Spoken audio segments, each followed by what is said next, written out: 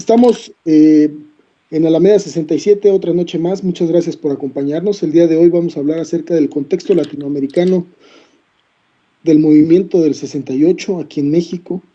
Cómo se vivía ese movimiento, si existió un movimiento latinoamericano, cómo se inserta también en todo este movimiento mundial del 68, qué es lo que va a suceder. Una de las cosas que quiero poner sobre la mesa, Tania, muy buenas noches, Eddie. Lo que quiero colocar sobre la mesa el día de hoy es, muchos recuerdan en México la represión, la masacre, el genocidio perpetrado por el gobierno mexicano en 1968, especialmente esta fecha, el 2 de octubre. Justo por eso se ha hecho una demanda histórica, mi perdón, mi olvido.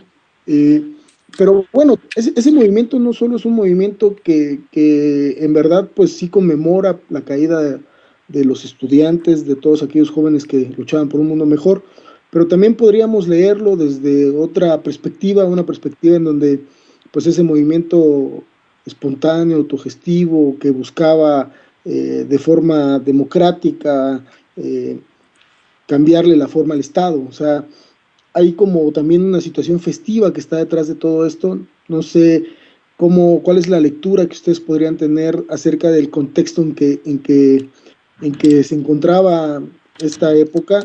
Yo pongo otro punto sobre la mesa.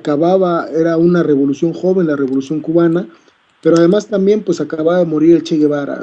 Es una situación en donde el 68 llega ya con una fuerza muy desarrollada por jóvenes de toda la década de los 60, buscando esta libertad, buscando generar más fraternidad. Es todo un cambio de época, hay jóvenes que quieren ir más lejos, y me parece que esta es una idea que deberíamos de tener en cuenta para no ensombrecer como esta situación de solo hubo una masacre, solo hubo miedo, y creo que también en esa época lo que hubo fue fiesta. Tania, ¿qué podrías decirme de eso? ¿Eddie? Tania. Sí, comienza. Ok. Bueno, pues yo creo que es una década en la que efectivamente pues hay mucho movimiento a nivel internacional. Se mueve Estados Unidos, ¿no? Están surgiendo los hippies por ahí, está surgiendo un movimiento social muy fuerte en contra de la guerra de Vietnam. Hay un movimiento digamos, que reclama, ¿no?, el reconocimiento de los negros mediante liderazgos como el de Martin Luther King. Aparece en el 63 en los propios Estados Unidos Kennedy, un presidente, pues yo creo que de los más de izquierda, tan de izquierda que lo asesinaron. También estamos viendo un contexto en Europa donde hay una gran cantidad de movilizaciones de los jóvenes reclamando digamos, pues ahí se puede manifestar la juventud con mucho más libertad. Demandan como la superficialidad de la aplicación de la democracia en ese momento. Entonces, bueno, vemos un contexto bastante internacional en el que está la juventud pujante, ¿no? Por el otro lado, vemos una América Latina, un panorama bastante oscuro en términos de gobiernos, impregnada de una gran cantidad de golpes militares. Eso evidentemente genera una preocupación en los jóvenes y bueno, se gestan una enorme cantidad de guerrillas, influenciados evidentemente, como lo menciona César, por la Revolución Cubana, pero también estamos viviendo en ese momento el traslado de la Guerra Fría con la crisis de los misiles en el 62 hacia América Latina. Entonces, bueno, todo esto sucede en esa década entre los 60s llegando a los 70s. En el 67, como bien lo mencionas, viene la muerte el asesinato, ¿no?, del Che. Y otra alerta muy importante es el funcionamiento de la CIA en México, ¿no? Y en América Latina, vinculada a estas dictaduras militares. Entonces, pues justamente yo creo que esa es una puerta de entrada muy importante para entender el movimiento estudiantil del 68, la forma en que operó la CIA vinculada con este cuerpo tan agresivo como la Dirección Federal de Seguridad, la DFS, que era una policía secreta, ¿no? Entonces ahí era muy importante el trabajo que ellos venían realizando porque, bueno, la juventud amenazaba con una demanda de democracia que no era atribuible solamente a los estudiantes, sino que era una demanda sentida debido a que, bueno, en ese momento se estaban realizando los preparativos para las Olimpiadas, ¿no? Del 68.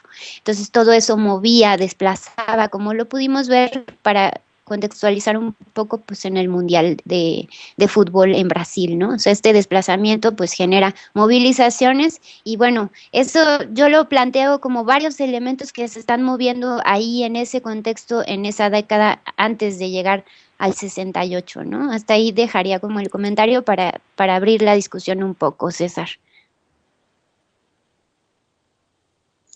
Sí, muy bien. ¿Hola? Sí, adelante, Eddie. Ok, gracias.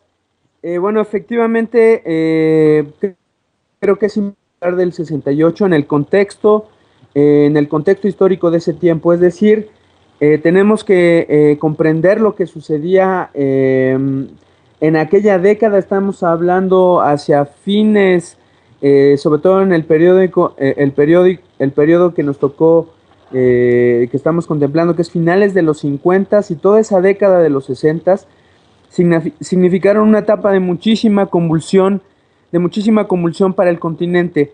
Si podemos calificar la vida política, la vida social de aquellas décadas, creo que habría dos palabras con las cuales definirla.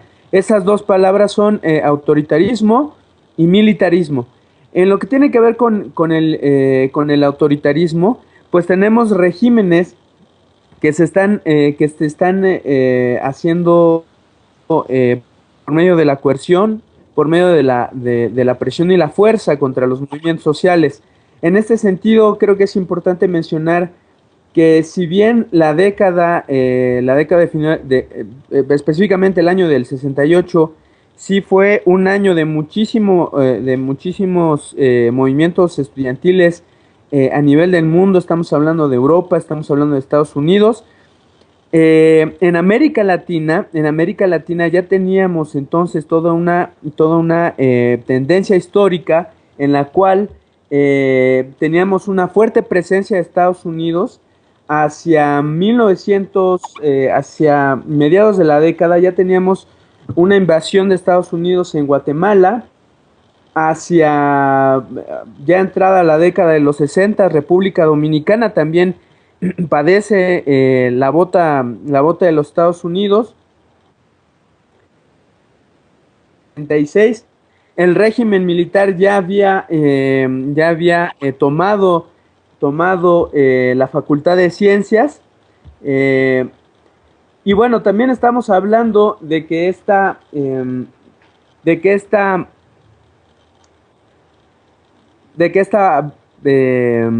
todos estos movimientos están en el propio escenario. También algo que es muy interesante es que en ese año la Iglesia hace una reorientación de su línea y saca una carta a favor de la lucha por los pobres. Entonces, muy interesante cómo la Iglesia forma parte de este gran movimiento y descontento que hay en el continente y que se va a expresar poco a poco en un gran movimiento social.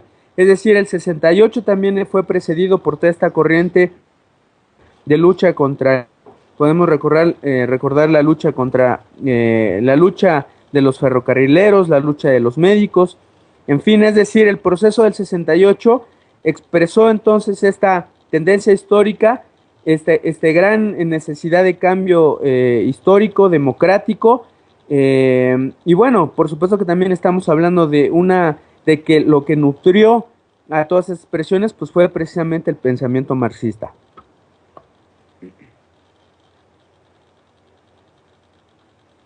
Sí, hasta ahí dejo mi comentario.